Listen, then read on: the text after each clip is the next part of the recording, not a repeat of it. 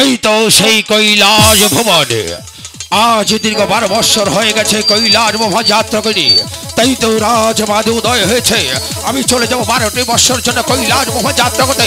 তাই তো আমার সত্যি আছে অর্ধরগ্নি পার্বতীর কাছে যাবে নিকারে 16 হোক না কেন আমার যেতে হবে কৈলাস ভ্রমণ যাত্রা করতে। পার্বতী, প্রভু। ওগো পার্বতী, বলেন প্রভু। তুমি কোথায় পার্বতী? এই তো আমি এখানে প্রভু। ওগো পার্বতী, বলেন প্রভু। আজ দীর্ঘ 12 বছর হয়ে গেছে কৈলাস ভ্রমণ যাত্রা করি। তাই তো রাজমাধু উদয় হয়েছে। আমি চলে যাবো 12টি বছর জন্য কৈলাস ভ্রমণ যাত্রা করতে। তুমি আমার জন্য কোথায় সেবার আয়োজন করো। আমি যদি স্নানটা সেরে তারপরে আপনার সঙ্গে আমার দুটি কথা আছে। কি পার্বতী? হ্যাঁ, আমি ঠিকই বলছি। কেন, কি হয়েছে তোমার? আমি যে আপনার সঙ্গে ওই কৈলাস ভবনে যেতে কি বলছো চাই। পার্বতী? হ্যাঁ প্রভু। পার্বতী, বলে যাবে তুমি কৈলাস ভ্রমণ যাত্রা করতে? ওগো পার্বতী, হ্যাঁ সত্যি তুমি আমার সঙ্গে কৈলাস ভ্রমণ যাত্রা করবে? সত্যি বলছি। ওগো পার্বতী, বলেন প্রভু। আমার সঙ্গে যেতে হলে তোমার 3 থেকে অবিরত করতে হবে। 3টে শর্ত কেন, আমি 1000 শর্ত মাথা পেতে নেব। তবু তুমি আমার সঙ্গে ভক্ত সঙ্গে লাভ করতে তবু চাও। আমি তোমার সঙ্গে যেতে চাই। ওগো পার্বতী, বলেন প্রভু। সত্যি তুমি আমার সঙ্গে ভক্তের সঙ্গে লাভ করবে? হ্যাঁ আজ এই মুহূর্তে তুমি আমার পুষ্পরথে সওয়ার হও আর তোমার আখি বন্ধন করো। আমার পুষ্পরথে সওয়ার হও। আমি এই মুহূর্তে সেই স্বর্গধামে যাত্রা করব। ঠিক আছে প্রভু। ইহ কি হায় হি গো গো আরে যা কইরে শিবসকা কৈলাসে এ সোহনি। ও ভাই, পেট্রোল লাইনে দেখো।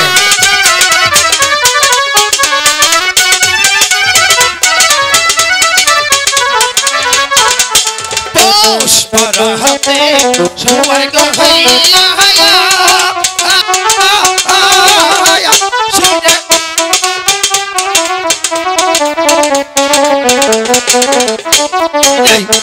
আজ পন্দেরি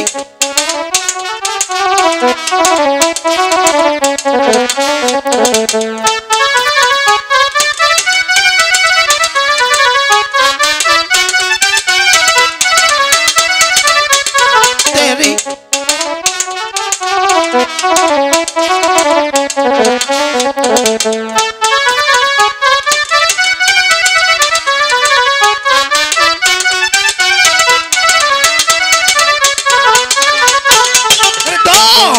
দমিকে আপনি আয়োজন করুন যাবার। ওগো পার্বতী, বলেন প্রভু। এবার তুমি আমার পুষ্পরথে সওয়ার হও। আমি এই মুহূর্তে স্বর্গধামে যাত্রা ঠিক আছে করব। প্রভু, তাই হোক। ইহ কি হায় হি গো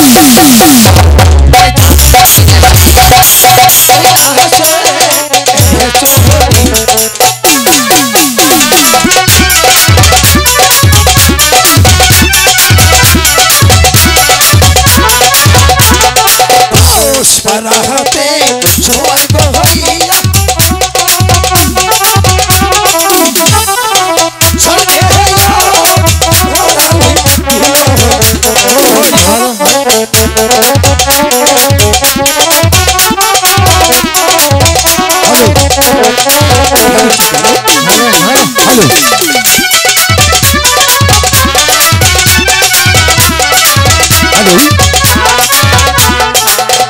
দমকে দমকে চলে না শিবিরে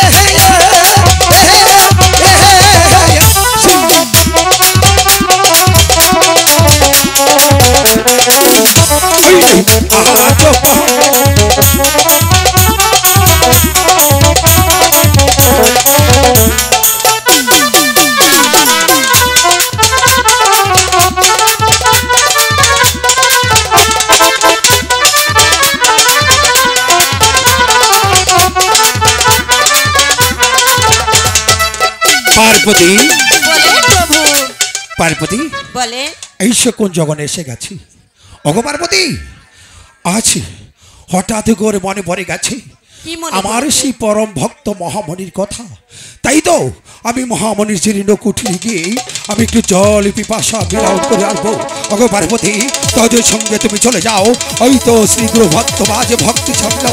তাই তো আমার পরম ভক্ত মহামণির কাছ থেকে যেমনি ভাবে হোক না কেন আমি একটু জলই সেবা নিয়ে আসি। ঠিক আছে প্রভু। এই পাতালপুরে আসার একটাই আমার কথা, দেখি আমার প্রভু কোন রাস্তায় চলাফেরা করে। তার নিজ চোখে না দেখা পর্যন্ত আমার কিছুতেই শান্তি আসবে না। আমি দেখতে চাই প্রভু কোন পথে হাঁটে। হ্যালো, ওগো প্রভু, প্রভু আপনি কোথায়? আজ কতদিন হয়ে গেল আমার প্রভু বাড়িতে নেই। আমার প্রভু যে কোথায় আমি তো নিজেও জানি না। এই তো। ওগো প্রভু, ওই তো ভক্ত মহামণি আমাকে স্মরণ করেছে। জানি না ভক্তের ঢাকে ভগবান স্থির হইয়াছে। তাই তো মহামণি কুঠিরে গিয়ে আমি একটু জল সেবা দিয়ে তাই তো চলে যাবো আমার সেই স্বর্গ ধামে। তাই তো ভক্ত মহামণিকে একটু আরাধনা করে দে। মহামণি, ওগো মহামণিকে স্মরণ করেছ? ওগো প্রভু, আজকে কতদিন হলো আপনাকে আমি দেখি না, তাই তো দেখার মতো সাধি জেগেছে ভগবান কি তাই তো স্মরণ করেছ? অগো মহামণি, আমি এসেছি দীর্ঘ 12 বৎসর পর সেই কৈলাস মহাযাত্রা করতে। তাই তো সত্য এসেছি আমার অর্ধরঙ্গিনী পার্বতী, তাকে ছলনা করে এসেছি তোমার ধারে। তুমি আমাকে একটি জলে সেবা দেবে। ওগো প্রভু, পার্বতী, তুমি আমার আঁচলে এসে বসেন, আমি আপনাকে জল সেবা দেবে? ঠিক আছে, তুমি আমাকে ভৌলি শয্যা পেতে দাও, সেখানে বিশ্রামে নেই আমি যাব সেই প্রহদিত মাঝে প্রসিবাদ করতে।